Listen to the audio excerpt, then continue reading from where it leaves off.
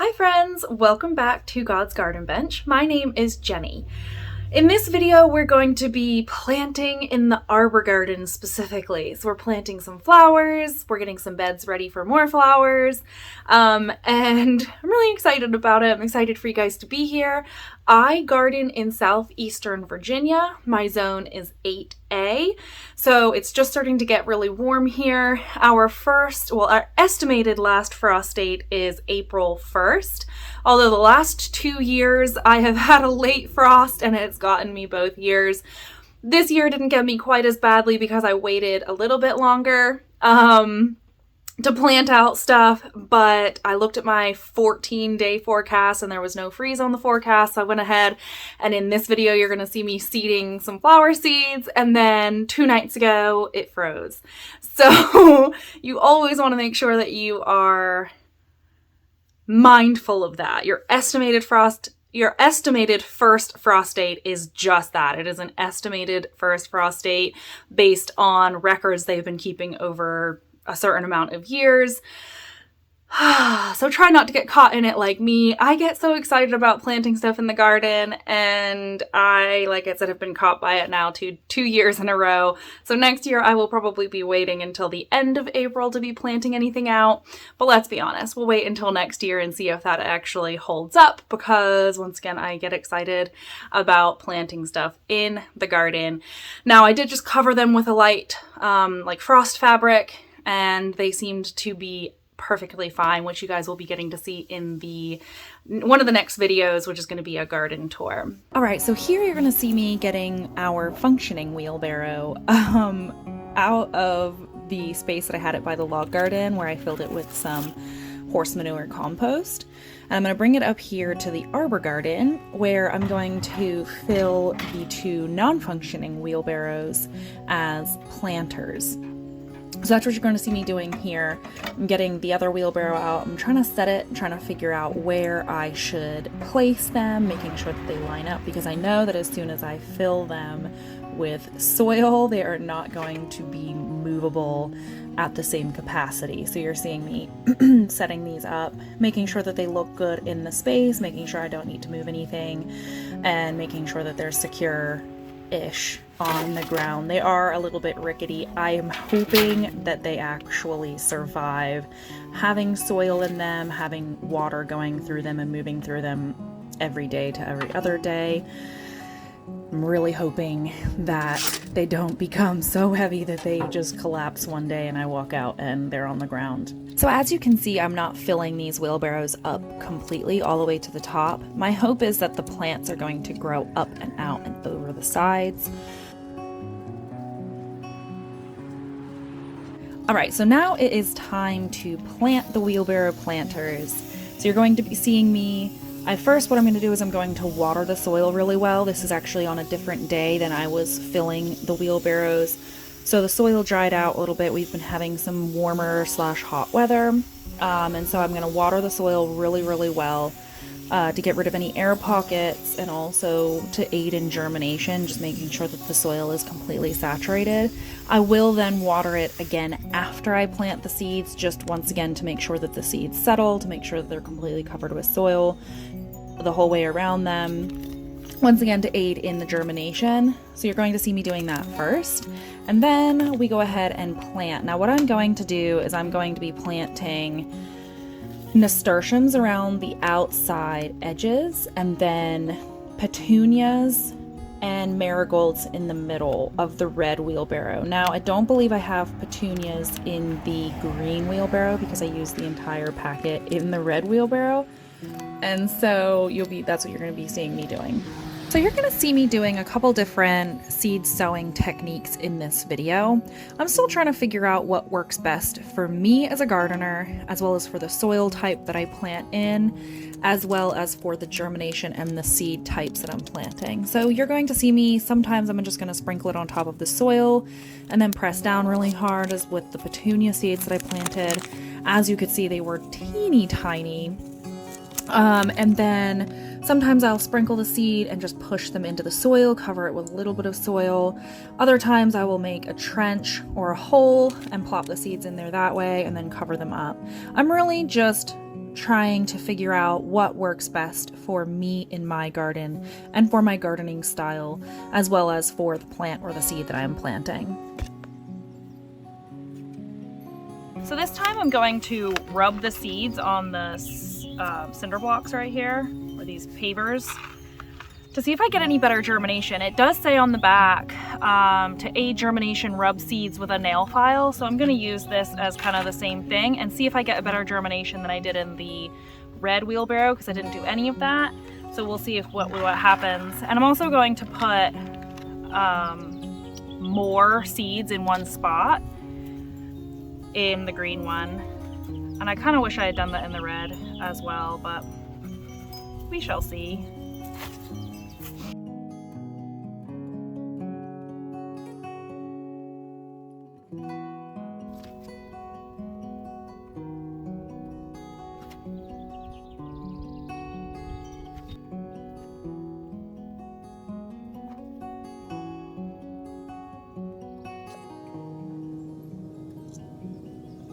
So this year in the arbor garden, I'm going to be adding some pots, and as you can see, I have an old wash basin, and I'm really going to make it a little bit more of a unique space versus just garden beds.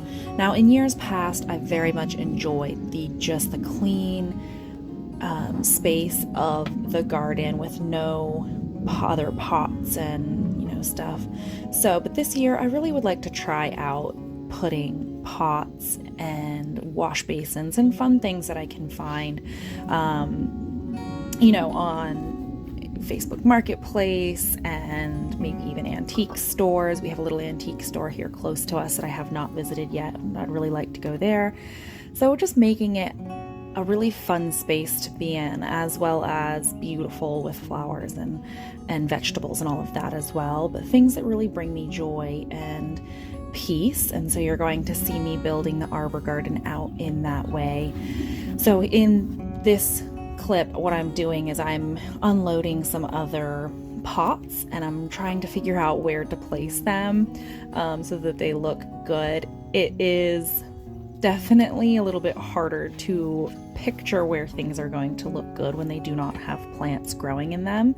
So what I'm really trying to avoid is putting these planters places that are going to shade out the beds. So I'm really having to think about, okay, well, does this actually look good in this space? I don't want it to look misplaced, and I don't want the grass to be able to grow up behind it or beside it in a place that I'm not able to reach with the weed eater. So that's why you're seeing me sitting here and thinking about it really hard and moving the things around. So the front two beds, the cinder block beds, are going to be flower beds. But what they have in them right now is they have old plants from last season, but I wanted to keep the soil from those pots, and so what I did is the fall I dumped all of the pots into these beds, let them break down a little bit, and now here what I'm going to be doing is I'm just taking the stalks of the plants out and just making sure that all the soil is there, and it's going to be much easier to plant into, especially with seeds. So that's what I'm going to be doing here. And just preparing this bed, so taking all of the weeds out, because with this straw, I did it last year too and forgot just how bad the seeds are in the straw, and so I placed it right on the garden and just seeded my entire arbor garden with wheat seed, and so you're going to be seeing me pulling that out of the arbor garden, I think probably all year long. As I've mentioned before, all of the scraps go into the chicken coop, which is so convenient and so nice to have them right up here by the garden, so that I can then just drive it right over there, either throw it over the fence or put it in with the wheelbarrow. And as you can see here, I am struggling to keep them inside of their enclosure while I then try to drive the wheelbarrow in there. They've gotten out once or twice, and ever since they've been very interested about getting out through that door, that gate that I have, so I definitely have to reinforce that. But then they are very happy once I dump it out, and they can peck through it and eat all the bugs and the greenery that is in there. Hey guys, welcome back to the garden. Today I'm going to be doing some more planting. I'm really trying to get everything into the garden, especially with the flowers. I'm not putting anything really frost tender in, like the tomatoes, the cucumbers, just because I did that last year and I ended up regretting it. We got a late frost and I almost lost it all. So today I'm just going to be putting in the majority of the flowers, and once I get done doing that, we'll see just how brave I am, and I might put some of the frost tender things in. Granted, the flowers that I'm putting in are also frost tender, but the flower seeds that I have are a lot easier to get short notice, so it's not as great of a risk. So that's what I'm going to be doing. First, I'm going to go ahead and weed eat the garden because it's been raining, or we got a good rain, and then it's been warm, so the grass is just taken over. So I'm going to go ahead and get that done, and then we'll start planting.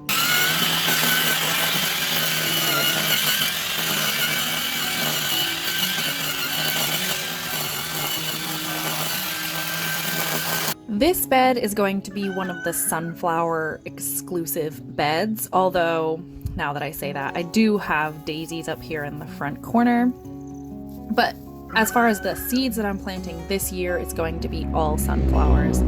So I'm going to be showing you what varieties that I'm planting kind of as I plant them, and then I'm also going to be showing you at the end with the seed packages in the rows that I planted what in.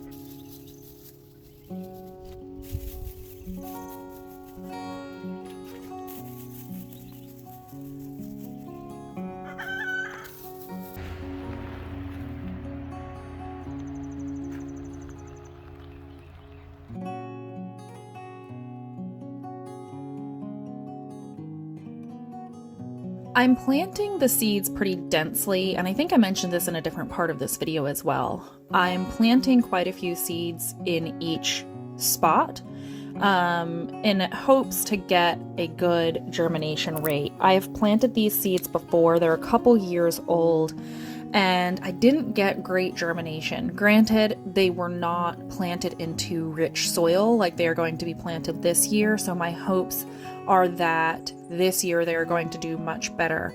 But I am planting quite a few seeds in each spot to try to make sure that I get at least one or two really strong plants.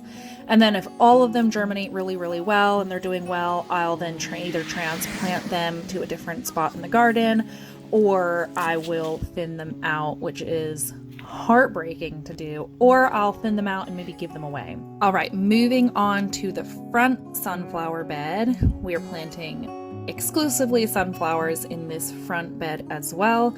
I believe this is bed 1 that I'm planting in.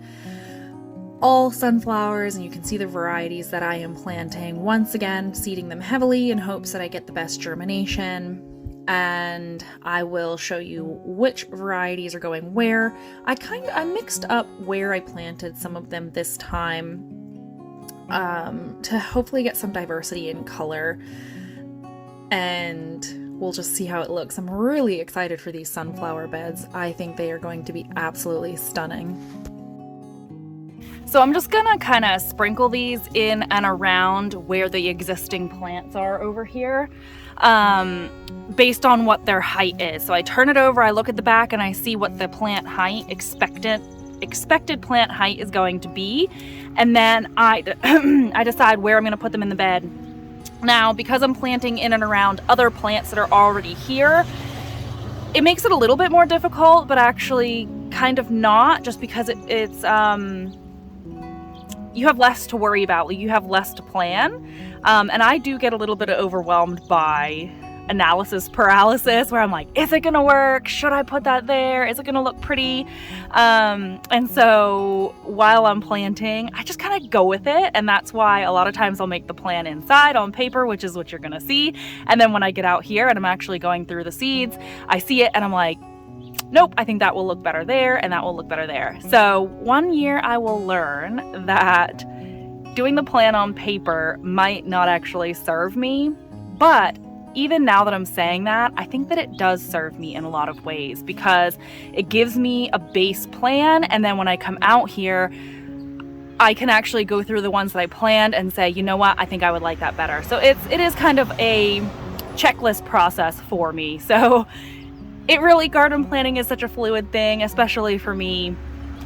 And I think that is just the way that I am. And the garden turns out beautiful every year. So analysis paralysis or not, the plants grow, God provides, and it's gorgeous. On to the back flower zinnia bed. That's what I'm going to call it this year, I think.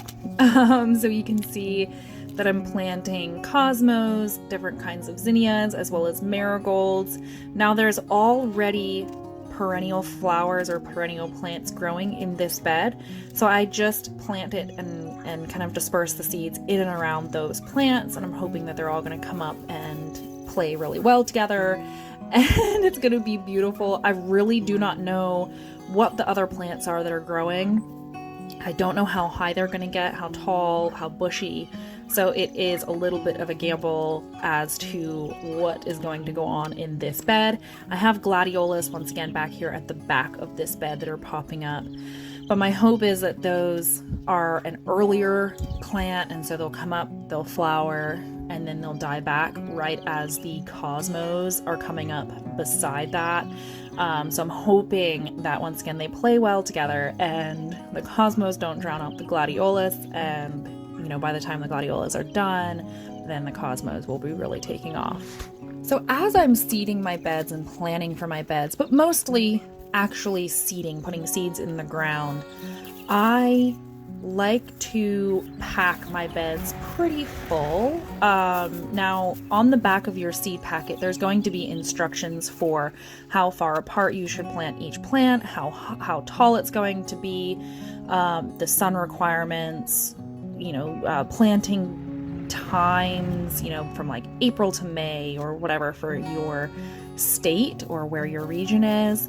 But for me, I like to really pack them in. And last year it worked out really, really well for me. My beds were really full and beautiful, had lots of flowers.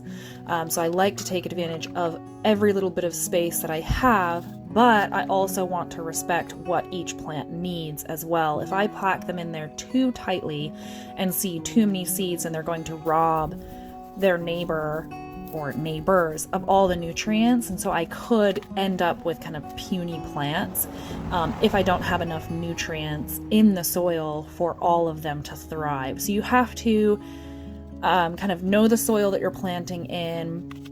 It helps to know the plants that you're planting as well. Like I'm at this point pretty familiar with the way that zinnias grow, and so I can know how densely I can plant them. But really, it is just experience.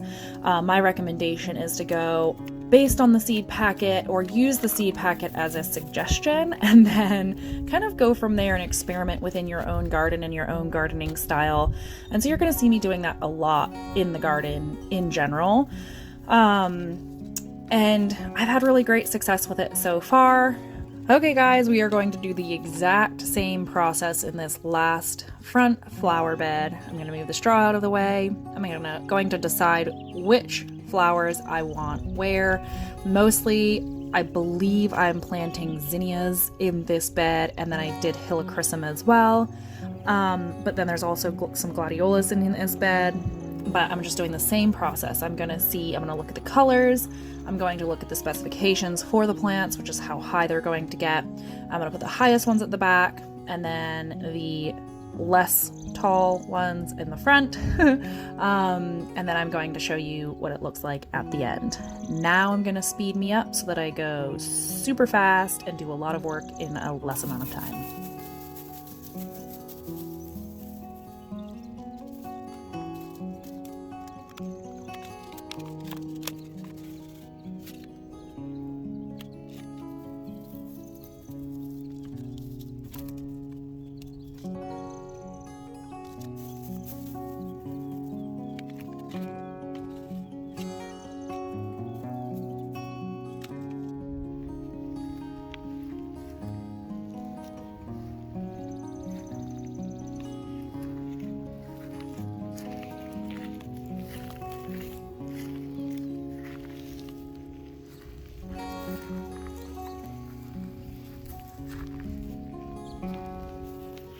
And I put those